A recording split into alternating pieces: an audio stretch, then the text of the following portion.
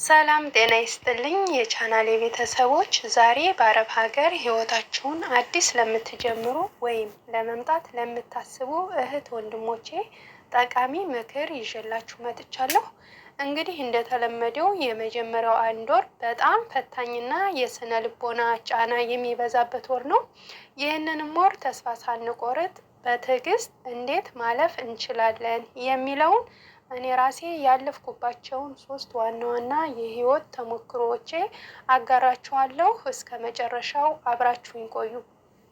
አንደኛ፣ የቤተሰብ ናፍቆትንና ብቸኝነትን ማሸነፍ። ይህም እንግዲህ መጀመሪያ አካባቢ አገርን፣ ቤተሰብን፣ የለመዱትንም ምግብ መናፈቅ፣ ለምንም መጣሁ ብሎ ማልቀስና መተከዝ ተፈጥሯዊ ስሜት መሆኑን መረዳት ነው።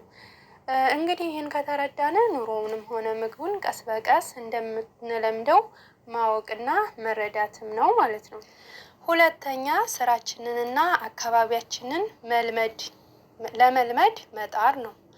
አረቦች የራሳቸው ባህል፣ ቋንቋ፣ የአመጋገብ ስርዓት አላቸው።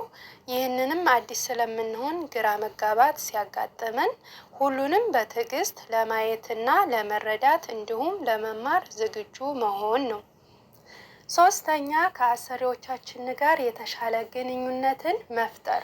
ምንም እንኳ አዲስ ብንሆንና ቋንቋውን በትክክል ባንረዳም የተሰጠነውን ስራ በአግባቡ መስራትና ታዛዥነታችንን ማሳየት።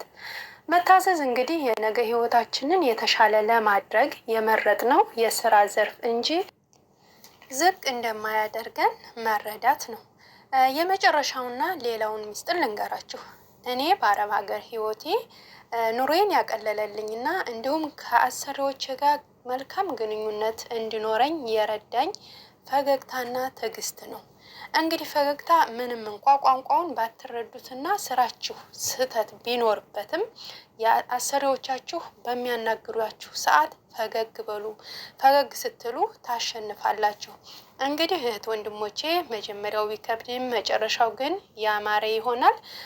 ይህንን አስቸጋሪ የመጀመሪያ ወራችሁን ካለፋችሁ በኋላ እንግዲህ የተሻለ ሁሉንም ነገር እንደምትለምዱት ተስፋ አደርጋለሁ። እንግዲህ ቪዲዮውን ከወደዳችሁት ላይክ እና ሰብስክራይብ ማድረጋችሁ እንዳትረሱ።